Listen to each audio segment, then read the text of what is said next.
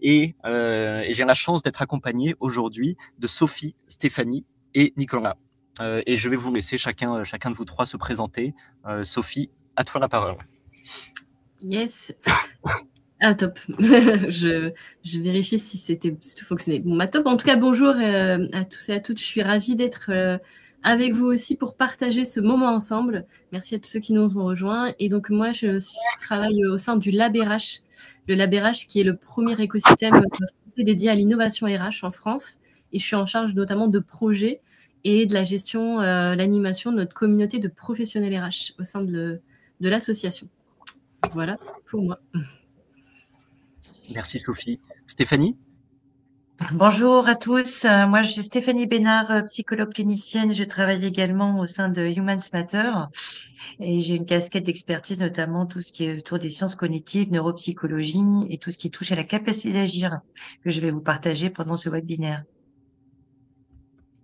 Merci Stéphanie. Nicolas, tu nous dis deux mots?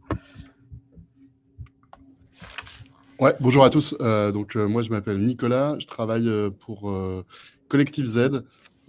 Chez Collectif Z, on pense qu'on est à l'aube d'une nouvelle civilisation avec tout ce qui se passe autour de l'intelligence et aussi technologique. Et on veut travailler à préparer cela, notamment dans le monde de la formation. Merci Nicolas. Et donc, ce webinaire aujourd'hui se déroule dans le cadre du Festival de l'Apprendre. Sophie, est-ce que vous pouvez nous dire deux mots peut-être sur ce festival?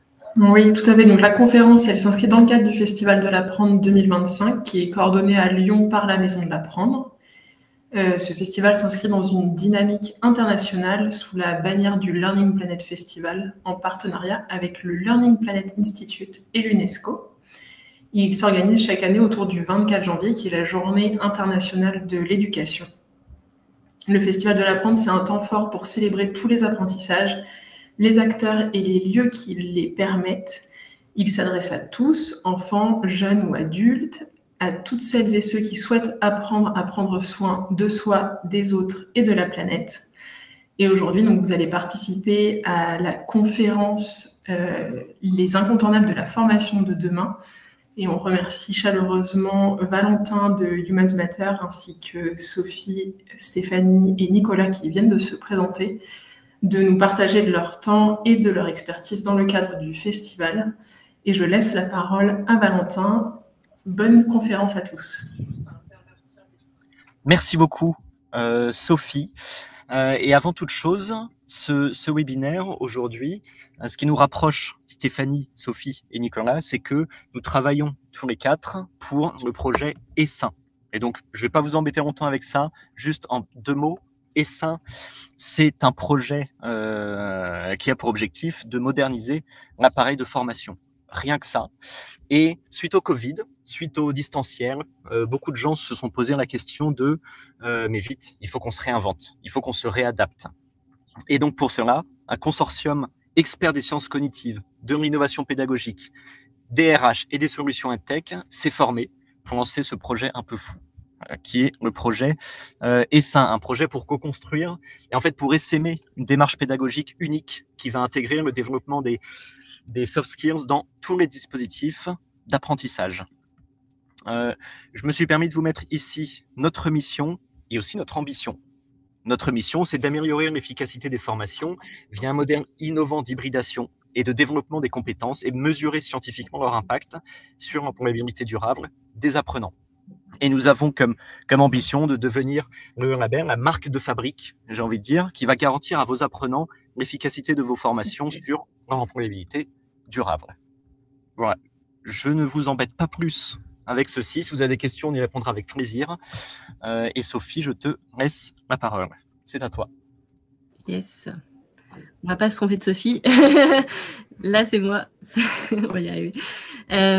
Donc, effectivement, on est ensemble pendant 1 heure. On a prévu effectivement 2 temps. Le premier temps qui sera le plus long, pendant 30 ou 40 minutes. On va voir jusqu'où les échanges nous mènent. Et je me ferai, on sera vigilant effectivement sur le timing pour vous libérer à l'heure, parce que la programmation, il y a plein de choses et plein d'autres conférences qui vous attendent juste après. Donc, je vous dis 30-40 minutes. L'idée, c'est d'échanger, de vous partager en fait, nous, notre vision, notre regard en tant que différents acteurs de l'écosystème de formation. On s'est mis ensemble autour du projet S1 et donc on est venu croiser nos expertises. Et donc là, c'est ce qu'on vous propose de le faire, mais en mode vision sur l'année 2025 et un peu sur les tendances.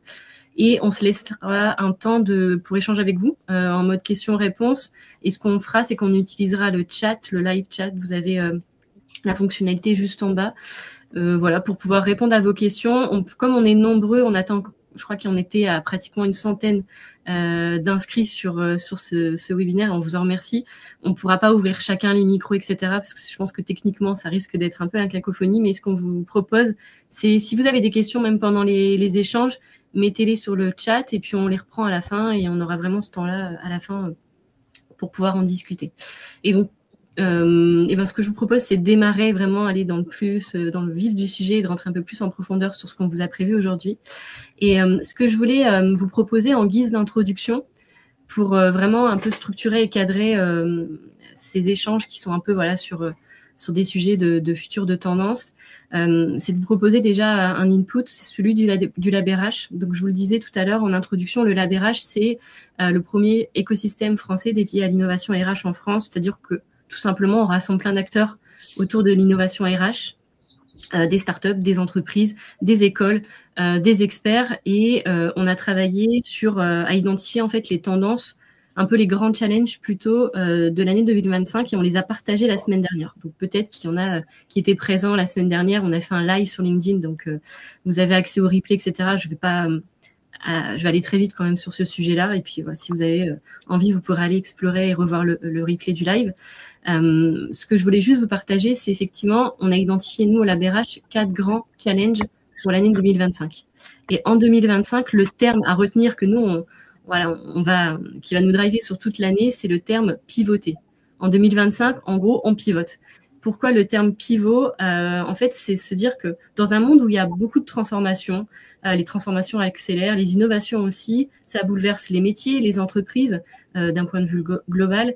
Et on se dit effectivement qu'en 2025, c'est le moment en fait où il va falloir pivoter et opérer des changements stratégiques qui sont assez profonds. Ce mot, en fait, il est emprunté au vocabulaire des startups et l'écosystème startup qu'on connaît bien au Lab RH. Et en fait, ça symbolise l'idée de repenser nos orientations pour pouvoir relever les défis à venir. Donc, globalement, je vais vous faire juste un petit récap de ces 4 grands challenges pour pouvoir nous alimenter d'un point de vue prospectif sur ce sujet. Et puis, on déclinera ensuite sur le webinaire ces grands challenges et ses impacts au niveau de l'univers de la formation. Et donc, je vous les présente rapidement, les 4 grands challenges. Le premier challenge, c'est de se dire pivoter pour s'adapter et projeter sa politique dans un avenir toujours plus incertain. Alors, je le répète parce que j'ai peut-être été un peu vite et puis ça permet de bien comprendre la notion. Donc, c'est pivoter pour s'adapter et projeter sa politique dans un avenir qui est toujours plus incertain. En fait, l'incertitude, ça a toujours existé. Ça fait partie de notre quotidien. Sauf qu'aujourd'hui, l'incertitude, c'est devenu en fait une norme. En gros, les crises, elles se succèdent. Nous, on avait évoqué l'année dernière au Lab RH la notion de permacrise. Je ne sais pas si vous l'avez entendu parler, mais c'est de se dire qu'il y a plein de crises qui se succèdent, des crises sociétales, environnementales, sanitaires. Et en fait, en gros, une crise en chasse l'autre. Et c'est de se dire, en fait, comment les entreprises, l'enjeu notamment cette année, comment on reste connecté à ce qui se passe à l'extérieur de l'entreprise, avoir une sorte de radar sur ces crises, sur les attentes un peu sociétales, pour mieux comprendre les enjeux démographiques, économiques, géopolitiques et environnementaux. On aura l'occasion justement de revenir juste après sur cette notion d'incertitude et ses enjeux. Donc ça, c'était le premier challenge, le premier pivot. Le deuxième pivot, c'est pivoter pour repenser l'organisation en valorisant les compétences grâce à l'IA. Donc c'est comment en fait, effectivement, on valorise les compétences face à l'arrivée de l'IA. L'IA, vous savez bien, on en parle un peu partout. Et je pense qu'il y a aussi plein de webinaires qui doivent en parler aussi dans le cadre du Festival de l'Apprendre. Le sujet, en tout cas, que nous, on voit pour 2025, c'est de se dire l'IA, en fait, va redéfinir les compétences. En fait, les compétences et la différence entre ce que fait l'homme et ce que va faire la machine. Et pour nous, derrière, effectivement, ça repose la question et ça challenge la question des compétences.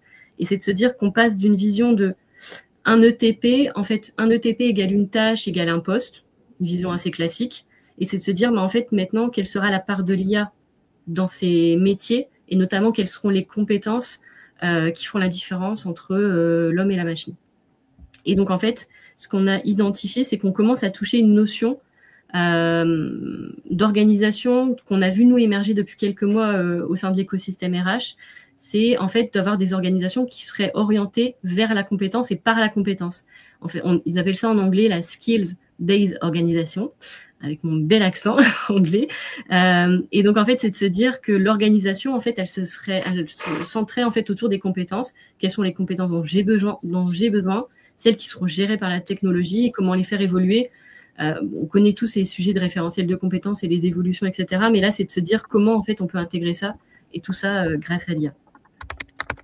Donc ça, c'était le deuxième pivot. Le troisième pivot, c'est comment, en fait, recréer un sentiment de collectif dans une tendance où on a toujours plus d'individualisation au travail. En fait, c'est de se dire que dans le monde d'aujourd'hui, on a beaucoup parlé d'hybridation, développement des nouvelles technologies, du télétravail. Il y a aussi beaucoup de nouvelles attentes des collaborateurs, des nouvelles générations, puis il y a aussi toutes ces générations en fait qui cohabitent au sein de l'entreprise. Et en fait, face à tous ces facteurs qui peuvent en fait être des facteurs de distanciation, c'est comment en fait, quand on est en entreprise, une organisation, on arrive en fait à recréer du lien. Et ça passe par plein de possibilités et dispositifs différents qu'on aura l'occasion d'évoquer. Rien qu'un exemple, il y a par exemple le Revance Mentoring qui est en fait l'idée d'un mentoring inversé entre les générations, mais ça pose aussi tout ça la question du lien, du rôle en fait du manager. Le rôle du manager, il a évolué ces dernières années, il a beaucoup évolué, il continue en fait à évoluer, mais on voit une notion qui s'en dégage en tout cas en 2025, c'est celui-là, le rôle en fait de créateur de liens et créateur de cohésion sociale. C'est comment en fait le manager en fait va pouvoir en fait réunir ses équipes et garder ce lien quand elles sont toutes éclatées, parce qu'aujourd'hui dans un monde où on parle beaucoup d'hyperflexibilité, donc là on personnalise un certain nombre de choses, notamment aussi au niveau du travail. Et par exemple, la semaine de 4 jours, on est un exemple. Hein. L'idée, c'est qu'effectivement que les collaborateurs travaillent plus forcément sur les mêmes journées ou travaillent moins. En tout cas, l'organisation est un petit peu différente. Ça pose aussi un sujet que les collaborateurs travaillent de manière asynchrone. Ils travaillent plus en même temps, et tout ça, ça risque en fait de perdre et de distendre en fait le collectif.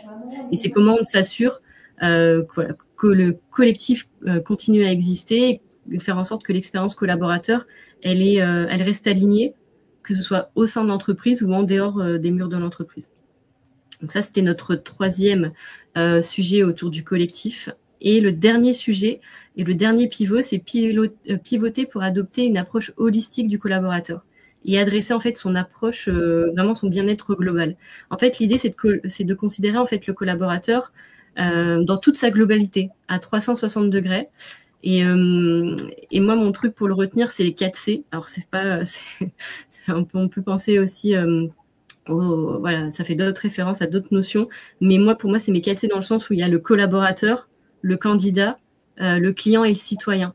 Et ces 4 C, en fait, c'est de se dire, en fait, dans l'entreprise, l'approche, en fait, c'est d'avoir cette approche un peu plus globale. C'est d'avoir aussi bien à prendre en compte le bien-être du collaborateur, que ce soit d'un point de vue physique, émotionnel et mental, et pas que sur l'une des dimensions seulement, et de faire en sorte que tout ça soit aligné avec les valeurs de l'entreprise. Et donc, voilà, l'idée, c'est de se dire, en fait, en entreprise, l'idée, c'est d'aborder cette vision cohérente du collaborateur. Et donc, voilà, pour moi, sur ces pivots, voilà, ça pour vous mettre en perspective un peu les grands challenges que nous, on a identifiés pour cette année. Et c'est ce qui va nous permettre aussi de rentrer un peu plus en profondeur sur comment tout ça peut impacter effectivement l'univers de la formation. Et donc, ce que je vous propose, c'est de passer la main à Valentin sur la suite. Et ce que je te propose, Valentin, je te poser une première question. C'est en lien avec le premier pivot. Donc, le premier pivot qu'on a évoqué, c'est le pivot concernant l'incertitude.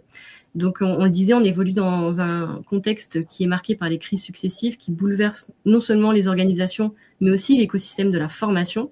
Et Valentin, selon toi, quels sont les grands enjeux à retenir et leur impact en fait sur le secteur de la formation et aussi de l'éducation. Merci, merci Sophie. Effectivement, moi je vais amener un petit peu de constat et pour rejoindre ton premier pivot, on a tous cette impression, on fait tous ce constat que depuis plusieurs années, on est sur un rythme des crises qui se sont accélérées. On commence à enchaîner les crises technologiques, écologiques, politiques, cognitives, sociales, mais aussi démographiques, crise de sens, etc., etc. On est sur un contexte de crise qui se suivent à un rythme effréné, parfois qui se superposent et surtout qui ne se ressemblent pas. Ces bouleversements entraînent une instabilité dans toutes les strates de la société et notamment dans le monde du travail et le rapport qu'ont les individus au travail. Donc, je vais partir du monde du travail pour rejoindre le monde de la formation. Cette évolution, nous, chez Humans Matter, on la caractérise en 3 grandes transitions. Transition vers un monde durable, transition vers une omniscience technologique et transition vers la considération des aspirations individuelles. Et ces 3 transitions, pour nous, elles font émerger 4 besoins, qui sont le besoin de sens, le besoin de créer du lien, le besoin d'apprendre et le besoin de s'adapter. Je ne vais pas rentrer dans les détails, ce n'est pas l'objet de cette réunion, ce webinaire aujourd'hui. Mais ce que je vais vous dire, c'est que dans ce monde que nous, on qualifie d'impermanent, ce qu'on dit, c'est que la stabilité, ça devient un mot du passé. Ces bouleversements, ils affectent le monde du travail, mais ils affectent aussi, j'ai envie de dire, le monde des travailleurs. Le temps d'une seule carrière sur toute une vie, ça s'est terminé. Le nombre de personnes, notamment dans les nouvelles générations qui arrivent sur le marché du travail, qui restent plus de 5 ans au sein d'une même entreprise, et j'ai même envie de dire au sein d'un même métier, c'est de plus en plus rare. On change de boîte, on change de secteur, on change même de métier. Et en même temps, les métiers, les entreprises, les outils évoluent aussi. En 2030, c'est pas moi qui le dis, c'est France Travail. France Travail estime qu'en 2030, 80% des offres d'emploi seront pour des métiers qui n'existent pas encore aujourd'hui. Et je trouve que c'est un chiffre assez intriguant, pas très compréhensible au fond. Et certains commencent même à parler du secteur quaternaire qui s'apprêterait à remplacer le secteur tertiaire. Donc, évolution drastique du monde du travail. Et d'un autre côté, on est sur un changement complet de paradigme avec l'évolution démographique actuelle. Je vais juste vous donner 2-3 chiffres, histoire qu'on se rende compte de quoi on parle. D'ici 2025, on estime à 97 000 élèves en moins d'ici à la fin d'année et 500 000 élèves de moins d'ici 2028. Et ça, c'est une étude de Public Sénat. Conséquence de ça, on le voit déjà, à la rentrée 2024, ce sont 183 classes qui ont fermé dans Paris intramuros, dû simplement au fait qu'il y ait de moins en moins d'élèves, primaires, maternelles. Voilà. Et d'ici 2028, on estime que ce sont 2000 écoles qui vont devoir fermer en France par manque d'élèves. Conséquence, ce trou d'air qui devrait continuer va entraîner d'ici une quinzaine d'années un déficit d'apprenants et qui vont se répercuter sur les organismes de formation, évidemment. Donc en fait, on se dirige vers un monde avec de moins en moins d'apprenants et en même temps, le nombre d'organismes de formation continue d'augmenter. Entre 2018 et 2022, on est passé de 67 000 à 88 000 organismes de formation, ça a augmenté de 30%, pour un chiffre d'affaires prévu cette année de plus de 28 milliards d'euros, un chiffre d'affaires en hausse. Donc, de plus en plus d'organismes de formation, de moins en moins d'apprenants, et on est sur un monde de la formation qui doit s'adapter de plus en plus et de plus en plus vite au monde du travail et aux nouvelles aspirations. Parce que qui dit transition dit au fond évolution des besoins et de la fabrique même des professionnels. Et ça, c'est tout le job des organismes de formation. Et dans ce contexte, dans ce monde qui est tellement mouvant, on commence à se poser la question de comment est-ce qu'on garantit l'employabilité des individus dans ce contexte où le nouveau monde est déjà remplacé par le néo-nouveau monde. C'est ce à quoi essaye de répondre le projet Essaim. Super. Merci Valentin pour cet éclairage. Et ce que je propose effectivement, c'est de continuer à faire ce petit zoom sur cet aspect un peu global et des transformations. Et j'aimerais bien effectivement passer la parole à Nicolas, parce que Nicolas, il a plusieurs vies dans le monde de la formation. Il pourrait nous l'expliquer, mais voilà, il y a un regard très intéressant à partager sur sur ce qui se passe en termes d'enjeux. Et effectivement, si on zoome sur les organismes de formation continue et notamment et par l'apprentissage, on constate qu'il y a aussi en pleine transformation, et ça fait écho à tout ce qu'on s'est dit jusqu'au début, pour pouvoir répondre aux nouveaux enjeux. Et je voulais te poser la question, effectivement, Nicolas, comment toi tu vois cette évolution et quels constats et principaux enjeux t'identifies pour les organismes de formation? Merci Sophie. Alors effectivement, Valentin a dit pivoter, et c'est bien ça dont il va s'agir cette année. Moi, je vois trois gros enjeux cette année. C'est sans doute d'ailleurs pour ça que vous êtes si nombreux là. Premier enjeu, c'est l'enjeu économique. On a tous vu la zone d'incertitude dans laquelle on est depuis plusieurs mois, et on a une sorte d'ambiance un peu pesante et qui pèse directement sur le secteur de la formation. Déjà, on est dans une incertitude budgétaire. La seule chose dans laquelle on est sûr, c'est qu'il y aura sans doute moins de budget. Et on l'a déjà vu dans les programmes régionaux de formation ou dans les accompagnements des publics un peu plus éloignés de l'emploi, où il y avait des budgets qui avaient commencé déjà depuis plusieurs années à baisser et qui maintenant vont continuer à baisser. C'est le cas aussi pour l'apprentissage. Il y a la baisse des niveaux de prise en charge. Il y a la baisse probable des aides aux entreprises, donc moins d'apprentis et sans doute un équilibre budgétaire à retrouver pour que les CFA retrouvent en fait des marges de manœuvre. Et en fait, ça, si c'est pas trop violent, peut-être que ça va aussi stabiliser et ça va permettre de gagner en qualité. Mais en tout cas, ça crée une incertitude qui est complexe. Depuis fin décembre, on ne sait toujours pas à quelle sauce on va être mangé sur les aides, et surtout elles sont toujours pas applicables. Je parle des aides à l'apprentissage. Je crois qu'on a aussi un enjeu de qualité dans le monde de la formation et des CFA. On a tous à peu près digéré Calliope, plus ou moins bien, mais en tout cas on est tous experts sur les indicateurs et on sait les mettre en œuvre. Et en fait, ce qu'on voit maintenant, c'est que finalement tout le monde se dit que Calliope suffit pas, parce que Calliope, ça vient plutôt valider des process, et on s'intéresse à la qualité, à la réelle qualité. C'est-à-dire, comment on atteste que derrière on a bien acquis certaines compétences, on est bien allé plus loin, et ça en fait où on a bien remis des gens dans l'emploi. Et ça, du coup, c'est un sujet qui est qui devient extrêmement important, et des initiatives comme S1 sont là aussi pour participer justement à ça, parce qu'il va y avoir du coup un enjeu de mesure. Et puis, dernier point, et ça fera lien avec l'IA dont on parlera tout à l'heure, on a parlé d'hybridation. Ça fait, moi, depuis que j'ai découvert le secteur de la formation, on parle d'individualisation, mais c'est très complexe à faire, voire même c'est impossible économiquement à faire dans certains cas. Et du coup, un des enjeux de cette année, c'est aussi de finir la transformation numérique, justement, avec l'IA, et du coup de permettre ces nouvelles hybridations ou individualisations. Merci Nicolas pour cet éclairage. Effectivement, tu parlais d'hybridation, d'individualisation et d'IA. Et en fait, ça, effectivement, on va se tourner vers Stéphanie pour le prochain sujet, la prochaine question effectivement que je voulais aborder avec vous. Donc on a parlé, notamment au début, je parlais des différents pivots. Donc on a évoqué le premier sur l'incertitude, et le 2 qui concernait plutôt les compétences et l'IA, et le 3 qui est le collectif versus l'individuel. C'est ce que tu évoquais effectivement, Nicolas.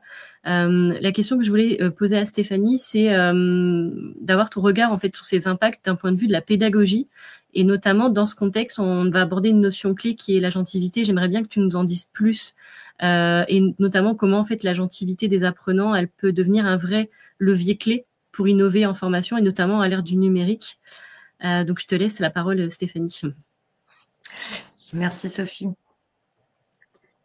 Alors en effet, à l'ère du numérique, ça nécessite forcément on a besoin d'une transformation pédagogique qui va quand même être un levier essentiel pour répondre aux besoins du monde actuel, avec tout ce on vient de voir par nos intervenants juste avant. On sait aujourd'hui que les approches descendantes, elles laissent peu de place à la créativité, la prise de décision, à l'engagement actif des apprenants, et donc forcément peu de place à l'agentivité. Alors qu'est-ce que c'est que l'agentivité? C'est un concept qui a été désigné par Albert Bandura, dans sa théorie sociocognitive dans les années 80, il a défini comme un processus actif et délibéré qui repose sur la capacité des individus à agir sur eux-mêmes et sur leur environnement. Donc, pour les apprenants, l'agentivité, ça va correspondre à leur capacité à prendre des initiatives, à s'engager activement et surtout à exercer une forme d'autonomie dans leur apprentissage. Et donc, c'est forcément un levier extrêmement puissant pour innover en formation, surtout dans un contexte numérique. Hein, parce que voilà, cette agentivité des apprenants, ça va vraiment être le catalyseur d'innovation en formation. Donc, comme on a dit tout à l'heure, ça passe par une approche centrée sur l'autonomie, mais aussi la personnalisation, l'utilisation du numérique adapté et donc l'implication des apprenants dans des projets concrets. Donc, l'objectif, c'est de permettre que les apprenants deviennent co-créateurs de leurs apprentissages et leur permettre quelque part de mieux se préparer aux défis d'un monde en constante évolution, comme on a pu voir au début de ce webinaire. Alors, en développant cette agentivité individuelle, on va aussi favoriser une agentivité collective, hein, puisque les apprenants sont souvent en groupe, même si on est dans l'ère du numérique où chacun est derrière son ordinateur. Moi, j'interviens régulièrement auprès de masters à la fac, et je vois bien que les faire travailler en groupe ne veut pas dire que j'arrive à développer chez eux une intelligence collective. Voilà, il y a des process à mettre en place. Alors, l'agentivité collective, elle va désigner davantage la capacité d'un groupe d'apprenants à agir ensemble pour atteindre des objectifs communs, mobiliser toutes leurs ressources, leurs compétences et leur pouvoir d'action de manière concertée, en fait. Donc, ça repose sur la collaboration, la coordination, la volonté de partager et de s'impliquer dans des initiatives collectives. Donc, contrairement à l'agentivité individuelle, cette agentivité collective, elle va vraiment mettre l'accent sur, elle va surtout émerger dans un contexte social et organisationnel. Hein, donc, elle implique une forme de synergie entre les membres d'un groupe et d'avoir envie de contribuer à un effort collectif, tout en influençant ses actions et être influencé aussi par les autres. Parce que l'agentivité, c'est une forme de transaction permanente de nos actions sur les individus et les individus sur nous en permanence. Alors pourquoi est-ce qu'il faut la renforcer, cette agentivité individuelle et collective? Parce que on sait bien que aujourd'hui, dans les théories pédagogiques, hein, on sait que les motivations internes, ce qu'on appelle les motivations intrinsèques, vont être les motivations les plus fortes pour engager les apprenants dans leurs apprentissages. Donc, ça peut être par exemple intégrer des approches personnalisées, hein, pour permettre aux apprenants de choisir aussi leur propre chemin d'apprentissage, favoriser des apprentissages par projet, utiliser les fameuses ressources numériques pour cultiver aussi l'autonomie, mais aussi le partage, cette fameuse intelligence collective, parce qu'en mettant à disposition des contenus accessibles en ligne, permettent aux apprenants d'interagir sur ce que chacun dépose, on va être capable de créer des espaces de collaboration. Hein, donc, ce qui est important, ça va être de valoriser les productions des apprenants, de les amener à être co-constructifs dans leurs apprentissages pour développer cette fameuse agentivité. Merci Stéphanie pour ce zoom sur ce que c'est l'agentivité. C'est effectivement des notions qu'on n'a peut-être pas forcément tous déjà entendu parler, donc on est ravis de faire la lumière sur le sujet. Et justement, la question que je voulais te poser par la suite, Stéphanie, c'est de se dire, là concrètement, en fait, quelles pratiques innovantes recommandes-tu, toi, pour développer justement cette agentivité? Est-ce que tu as des exemples qui permettent justement de la mesurer, mais aussi des leviers qui peuvent renforcer cette agentivité? Alors, chez Humans Matter, on a en effet notre directrice scientifique a mis en place une mesure de la capacité d'agir qui s'appuie sur 3 théories essentielles. La première, c'est Dury et Bonner qui expliquait l'importance des transactions entre les environnements pour le développement de l'individu. Hein, le fait que voilà, on va évoluer aussi notre apprentissage, par exemple, chez les enfants, il va dépendre aussi du contexte familial, mais aussi du contexte scolaire et de tous les outils comme École Directe, qui va permettre de faire un lien entre les parents et l'apprentissage des enfants. Et puis, sur deux autres théories aussi, qui va être évidemment la théorie socio-cognitive de Bandura avec ses concepts d'agentivité et de sentiment d'efficacité personnelle, et Lazarus et Folkman qui a fait toute une théorie transactionnelle au niveau du stress. Stéphanie de Chalgron, notre directrice scientifique, a pu mettre en place un modèle, ce qu'on appelle de la capacité d'agir, qui est un modèle intégratif. Alors, c'est quoi la différence entre l'agentivité et la capacité d'agir? L'agentivité, comme on a pu voir, c'est la capacité à mettre en place des actions contrôlées où on est responsable de ces actions qui vont venir influencer son environnement. La capacité d'agir, c'est tout simplement la capacité à exercer son agentivité dans le temps. D'où le fait de pouvoir la mesurer sur un parcours de formation, par exemple. On va avoir plusieurs temps de mesure qui va permettre de voir un petit peu comment cette agentivité évolue. Et cette agentivité, elle dépend à la fois de facteurs internes qui sont propres à l'individu, ce qu'il détermine. Alors, ça peut être ses compétences, ça peut être ses croyances limitantes, ses motivations, ce qui fait sens pour lui. Tout ça, aujourd'hui, on a des questionnaires scientifiquement validés qui permettent de mesurer. Ça va dépendre aussi de la manière dont il perçoit son environnement. Donc, on a aussi des questionnaires qui permettent de voir un petit peu comment est-ce qu'il vit les situations à travers un stress perçu, mais aussi comment est-ce qu'il est capable de percevoir les ressources qu'il a à sa disposition pour faire face à des situations complexes dans les apprentissages. Que ce soit le soutien social, est-ce que je sens que j'ai le contrôle sur mes apprentissages? Est-ce que je sens que je peux me tourner vers des personnes compétentes et disponibles pour m'aider, que ce soit mes professeurs ou mes pairs en apprentissage? Et puis, ça va être aussi les stratégies d'ajustement. Est-ce que je suis capable d'être flexible pour m'ajuster aux situations complexes? Et tout ça, on peut le mesurer aujourd'hui. Et on a pu voir aussi dans le cadre dessin, qui a pu mettre en place, enfin qui a pu vous expliquer tout à l'heure Valentin. On a déjà plusieurs terrains. On a pu mesurer cette agentivité auprès des étudiants. Si je prends un exemple, par exemple, avec des étudiants qui étaient à Sciences Po Rennes cette année en FLE, on a pu voir que c'est des personnes, des apprenants qui avaient une bonne agentivité en soi, mais cette agentivité, elle s'exprimait pas parce qu'il y avait un stress perçu tellement énorme alors à l'arrivée de savoir comment ils arrivaient à se loger, les différences interculturelles, la pression académique. Donc, on a pu répondre à toutes ces peurs, en fait, en allant les aider à comprendre quelles ressources ils pouvaient avoir à leur disposition pour être capable de contenir ce stress perçu et que leur agentivité puisse s'exprimer correctement dans les apprentissages. Merci Stéphanie. Et je vois effectivement que c'est des notions, on dit dans le chat que ça va vite, parce que c'est des notions peut-être effectivement qui sont nouvelles et abordées. Je sais que de toute façon aussi, je pense que tu vas aussi à réaborder ces notions-là dans le webinaire que tu animes aussi demain, si je ne me trompe pas. Donc demain, en effet, j'ai un webinaire sur les sciences cognitives centrées sur l'humain au secours de la formation, où je vais développer un petit peu plus tous ces concepts autour de cette agentivité et cette mesure de la capacité d'agir dans l'exemple dessin. On prendra ça plus en détail, en effet, lors de la conférence du webinaire de demain de 11h à 12h30. En tout cas, effectivement, on entend, effectivement, et c'était intéressant le dernier exemple que tu donnais avec les élèves de Sciences Po, de ce stress perçu et comment vous avez réussi à travailler sur ce sujet pour développer effectivement cette agentivité et à en prendre soin. En tout cas, c'est un bel exemple. Oui, parce que la capacité d'agir, c'est aussi prendre soin de sa santé mentale et donc prendre soin de sa santé cognitive. Et bien, on retiendra ça. Prendre soin de sa santé mentale et de votre santé cognitive. Top, merci Stéphanie. Et puis, on te retrouve demain. Effectivement, je vois que Valentin a mis le lien en plus du webinaire de demain en commentaire dans le chat si vous voulez vous inscrire. Et puis, il y aura un replay aussi de ce webinaire. Pas d'inquiétude. Effectivement, alors pour la suite, et le dernier, un des derniers éléments qu'on voulait forcément aborder avec vous aujourd'hui, c'est le sujet de l'IA. Donc, on a bien sûr déjà évoqué le sujet lié aux compétences, au collectif, à l'individuel, et maintenant vraiment focus IA, parce que c'est un sujet effectivement incontournable aujourd'hui.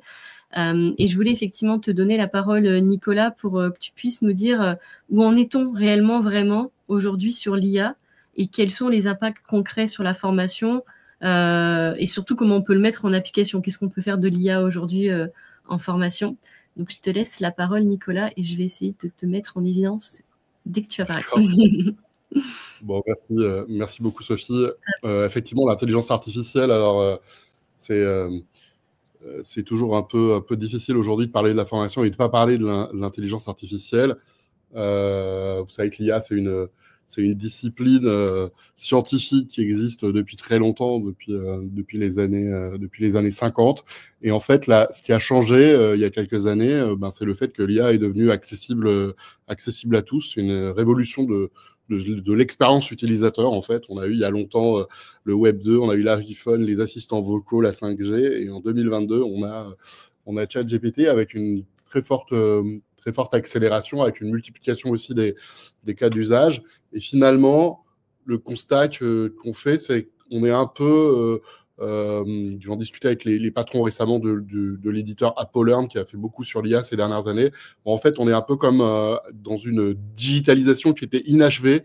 Et finalement, l'IA va permettre de finir cette digitalisation qui avait été accélérée au moment de la crise du Covid, avec de l'adoption généralisée de plateformes de stockage. Alors des fois, pour faire la blague, justement, Brice appelle ça les cimetières à PDF. Et peut-être que du coup, avec l'IA, on va pouvoir donner vie à cet ensemble de connaissances. Alors, deux focus rapides. Puis, de toute façon, en même temps, je vous parlerai, je vous donnerai quelques liens. Mais déjà, il y a l'IA dans le processus de production pédagogique. Alors ça, c'est l'IA comme assistant du formateur et des équipes pédagogiques. C'est utiliser l'intelligence artificielle pour produire peut-être un peu plus rapidement, donner des idées, permettre aussi de multiplier les exercices. Et ça, il y a des études, notamment une étude de Harvard, qui révèle que les étudiants qui utilisent des tuteurs IA apprennent 2 fois plus rapidement et manifestent une motivation accrue. Et puis, on a aussi beaucoup d'entreprises qui prévoient d'utiliser l'IA pour construire leur formation, et notamment, on vous a parlé plusieurs fois d'Essaim, mais dans Essaim, il y a justement aussi un générateur qui va proposer des activités, utilise aussi l'IA pour faire le choix dans ces activités-là. Et puis, ce que je disais tout à l'heure, c'est quelque chose qui est nouveau quand même, c'est cette multimodalité, cette individualisation qui devient vraiment possible. Avant, on ne pouvait pas réexpliquer le cours à une personne individuellement et réexpliquer tous les cours si on veut, parce que ça prenait trop de temps. Là, avec l'intelligence artificielle, c'est des choses qu'on va pouvoir faire. C'est aussi une bonne nouvelle en termes d'inclusion pour les personnes en situation de handicap.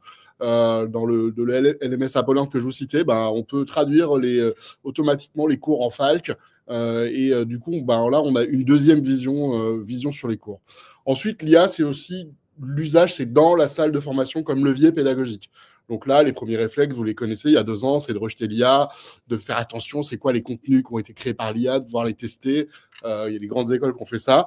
Finalement, maintenant, on est plutôt dans le faire avec.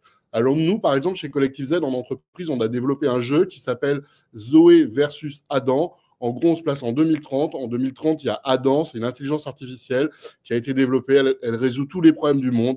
Et donc, elle a pris le contrôle des démocraties et du monde. C'est elle qui décide. Et en groupe, on crée des challenges. Et l'objectif de ces différents challenges, c'est de contrer ça avec une deuxième IA qui s'appelle Zoé.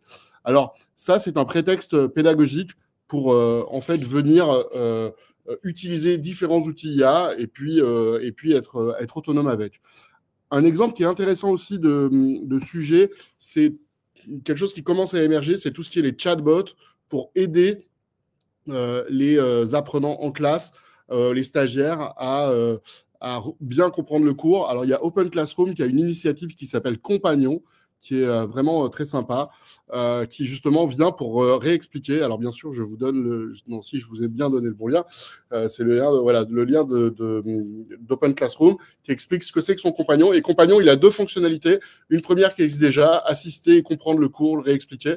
Et il va aussi avoir une fonctionnalité de mentorat. Et si vous avez un peu de temps, j'ai vu ce matin qu'il y a un webinaire ce soir, si on ne vous a pas trop saoulé par ce webinaire-là, qui justement parle de comment utiliser les chatbots en situation d'apprentissage. Donc voilà, l'IA en fait, permet de multiplier ces modalités, mais aussi de multiplier la réexplication du cours. Je vous donne 2 derniers liens, parce que je voulais que vous ayez quelque chose à emporter, quelque chose un peu pratique. Une initiative qui est intéressante, c'est un produit open source qui s'appelle Jan IA, EA, enfin bon, je suis comme, j'ai le même anglais que Sophie, pardon. Mais en fait, c'est une IA qui s'installe sur son propre ordinateur. Donc c'est quelque chose qui est aussi intéressant parce qu'on est justement dans tout ce qui est vie privée. Et puis pour finir, si vous avez envie de vous amuser chaque matin, vous avez un site, un blog qui s'appelle Une IA par jour, qui justement regroupe plein d'initiatives. Voilà, je suis allé un peu vite aussi, mais l'idée, c'était de vous laisser du temps pour échanger après et puis de vous donner des choses à emporter. Parfait. Merci pour toutes ces ressources, Nicolas. Je suis sûre que ces ressources sont précieuses et que vous allez pouvoir aller explorer tout ça. Donc voilà, on arrive effectivement à la fin de ce tour de table. Alors j'entends qu'on a été un peu rapide et ça, je peux le comprendre, mais ça nous laisse du temps pour revenir sur des notions ou des sujets voilà, sur lesquels on est peut-être passé un peu vite. Donc n'hésitez pas à nous dire, n'hésitez pas à réagir via le chat. Déjà aussi d'avoir vos feedbacks. Est-ce que vous êtes plutôt en phase avec ce qu'on a évoqué ou plutôt en désaccord? Et c'est intéressant aussi d'avoir vos sujets sur lesquels vous n'êtes pas d'accord avec nous. Et puis s'il y a des questions, des choses supplémentaires, on a encore un petit peu de temps justement volontairement pour favoriser les échanges. Donc je regarde le chat. N'hésitez pas si vous voyez vous aussi mes co-animateurs d'autres questions dans le chat si je suis passée à côté de quelque chose.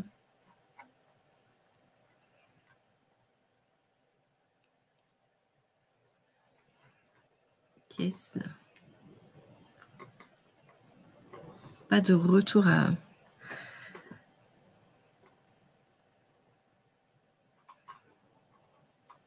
Ce que je peux effectivement... Alors, ce que je pourrais aussi vous partager, c'est la notion des pivots qu'on a évoqué au tout début du webinaire. Je vais vous mettre je vais vous mettre aussi le lien vers les replays, vers le replay, si ça vous intéresse effectivement d'aller explorer un peu ces quatre pivots.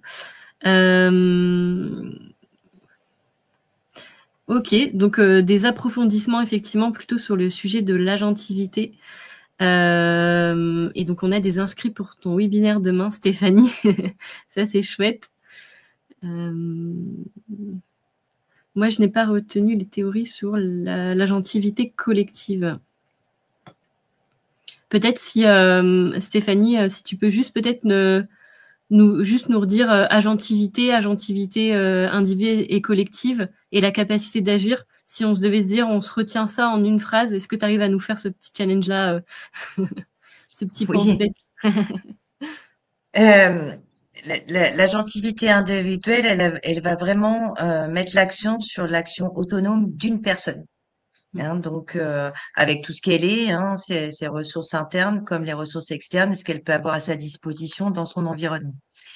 L'agentivité collective, elle va émerger vraiment dans un contexte organisationnel ou social. Donc, elle va impliquer une interdépendance entre les personnes, une synergie entre les membres d'un groupe, où là, par contre, chacun va contribuer à un effort collectif tout en influençant et en étant influencé par les autres. C'est-à-dire que la question n'est plus d'influencer que son environnement, c'est comment je suis aussi influencé par les autres et faire bouger en permanence mon environnement tout en étant focus sur un objectif commun. Donc, il y a vraiment un esprit de collaboration dans l'agentivité collective, je dirais même de coopération. Donc, qu'on n'a pas dans l'agentivité individuelle puisqu'on est vraiment fixé sur un objectif personnel.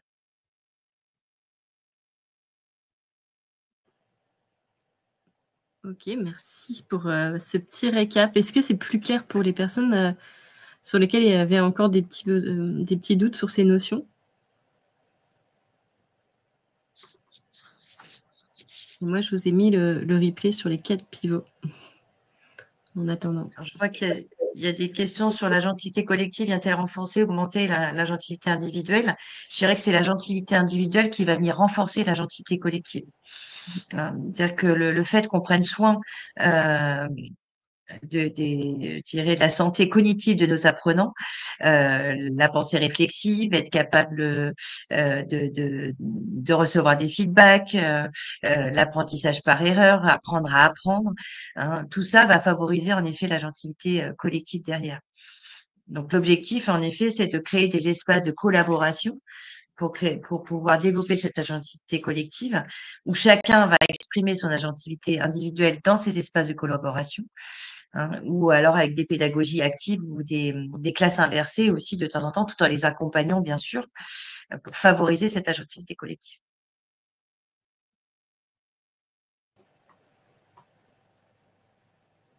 Mais j'étayerai tout ça demain plus en profondeur. C'est un peu une technique de marketing pour vous faire venir non, rigole, au webinaire de demain. Mais en tout cas, c'est de se dire que si vous avez envie de creuser ces notions-là qui vous intéressent, si vous sentez qu'il y a un truc à faire de votre côté sur ces notions-là, avec plaisir pour vous retrouver demain. Une question pour toi sur l'IA, peut-être. Je suis en train de lire aussi. Ouais, j'ai lu la question de Laurie. Vous avez raison. Vous avez raison, Laurie, mais c'est plus philosophique votre question. Déjà, en fait, ce qu'on constate, c'est que c'est une partie, notamment des jeunes publics, l'IA de toute façon est utilisée.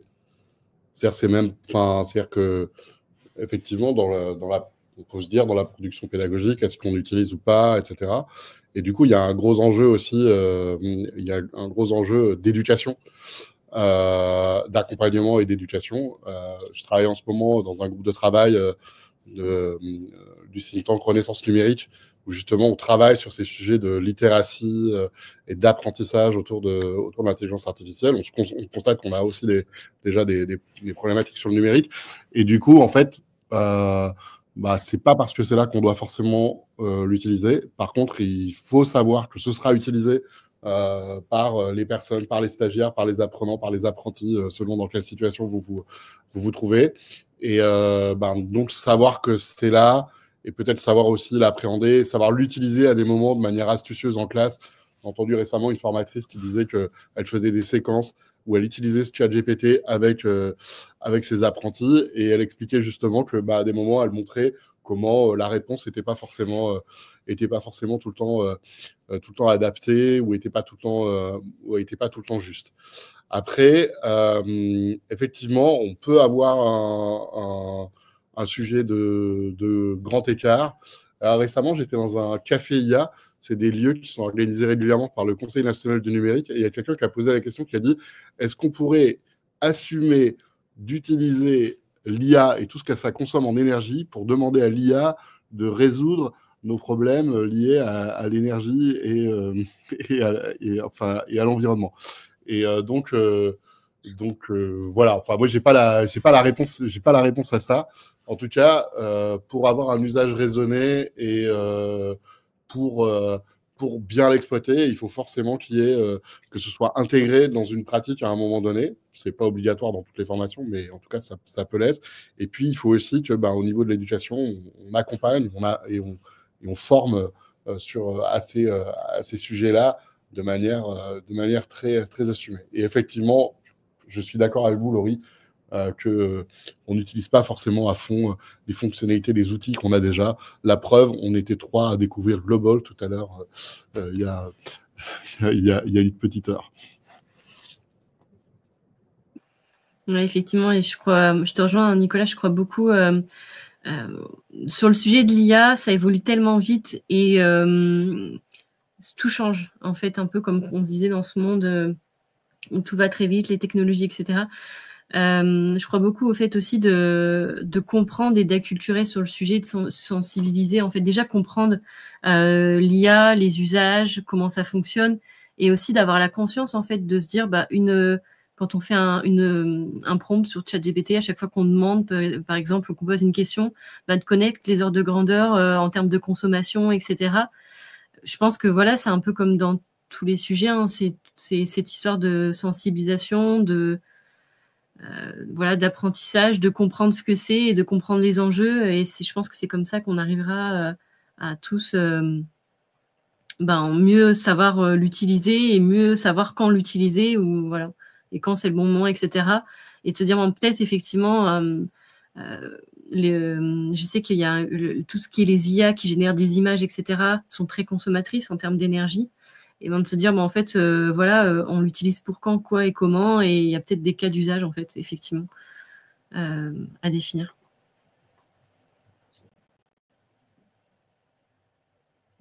Je regarde en même temps le chat. N'hésitez pas si vous avez des choses complémentaires à partager, Stéphanie et Valentin. C'est avec plaisir, et on regarde vos réactions et vos questions.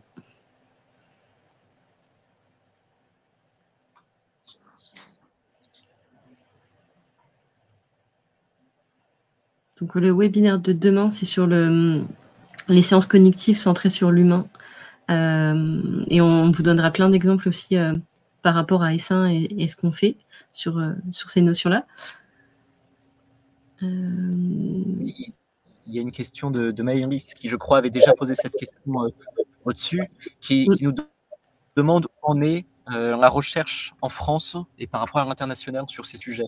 Donc Maëlys, je pense que vous parlez de la recherche en intelligence artificielle ou recherche plutôt en agentivité et capacité d'agir. Est-ce que vous pouvez juste préciser votre question ?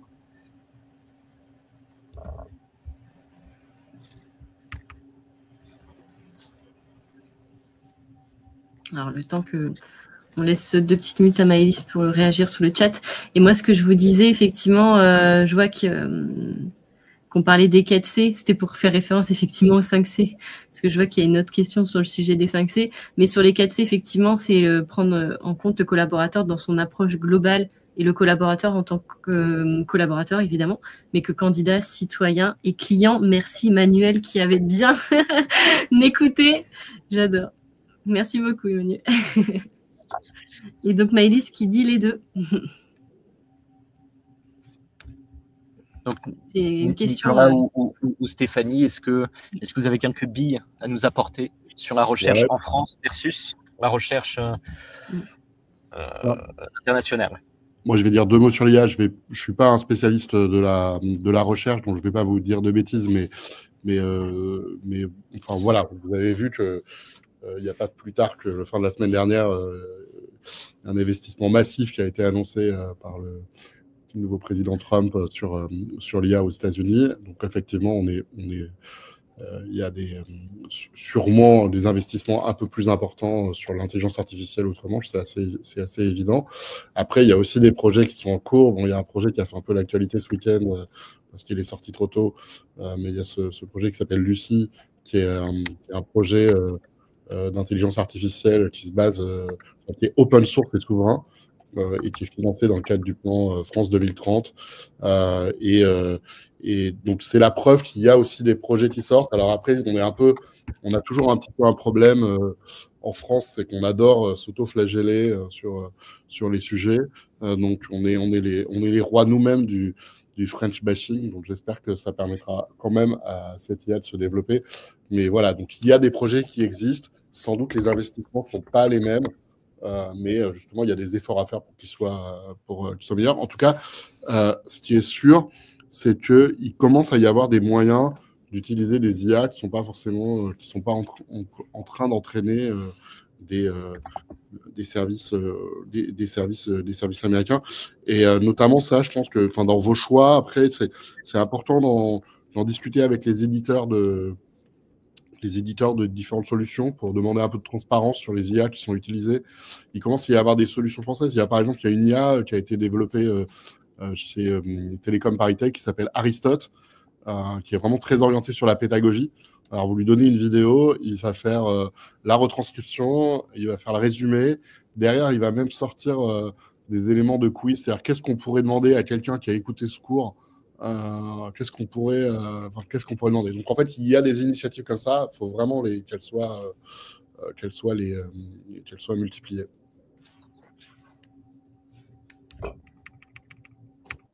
Et je vais laisser la parole à Sandrine. Et Laurie, je vais vous donner 2 liens par rapport à votre question. Et pour rebondir peut-être sur ce que tu viens de dire, Nicolas, pour répondre à la question du ChatGPT par rapport à l'IA, je pense que par rapport au 5C, comment est-ce qu'on peut l'utiliser? Je pense qu'il faut les aider à je dirais, faut les diriger à utiliser ChatGPT correctement. Hein. Par exemple, pour la pensée critique, ça va être d'encourager les apprenants à évaluer la pertinence ou aussi la fiabilité des réponses fournies par ChatGPT, puisque ils le font pas toujours. Tout ce qui va être au niveau de la communication, ça peut les aider aussi à formuler des idées claires. Parce que si on formule pas des questions claires au niveau de ChatGPT, c'est quand même compliqué aussi de pouvoir avoir une réponse adaptée. Et puis, en termes de collaboration, par exemple, on peut utiliser ce fameux outil comme une sorte de facilitateur pour construire des idées. Donc, on peut utiliser ChatGPT autour des 5C, mais il faut vraiment apprendre aux apprenants à s'en servir et certainement les diriger. Au niveau de la conscience, par exemple, ça peut être les sensibiliser aussi aux enjeux éthiques et d'utilisation de l'IA et de son impact. Donc, c'est tout à fait possible de pouvoir travailler les 5C avec ChatGPT, mais il faut orienter.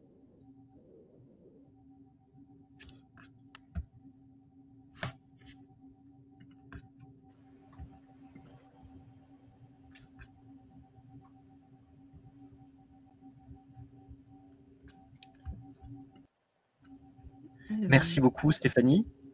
Je regarde, je vois qu'il y en a déjà 14h36. Ce que je vous propose, je vous remercie déjà toutes et tous d'avoir assisté à ces échanges. On espère que ces échanges vous ont au moins intéressé, peut-être interpellé. Moi, je vous envoie sur le chat ce dont je vous ai parlé au début, c'est-à-dire le projet S1, c'est-à-dire le projet en fait qui nous rassemble, Stéphanie, Sophie, Nicolas et moi. Et en fait, c'est un projet qui regroupe un petit peu tous ces sujets, tous les sujets qu'on a abordés aujourd'hui. Voilà, donc je vous laisse découvrir ce projet. Et puis, pour ceux qui se sont inscrits, on vous donne rendez-vous demain pour une nouvelle conférence qui sera animée à nouveau par Stéphanie sur les sciences cognitives au service de la formation. Merci à toutes et à tous. Merci beaucoup. Merci à vous, bonne journée. Et à très vite, on reste en contact si vous voulez poursuivre les échanges. Très belle fin de journée, au revoir.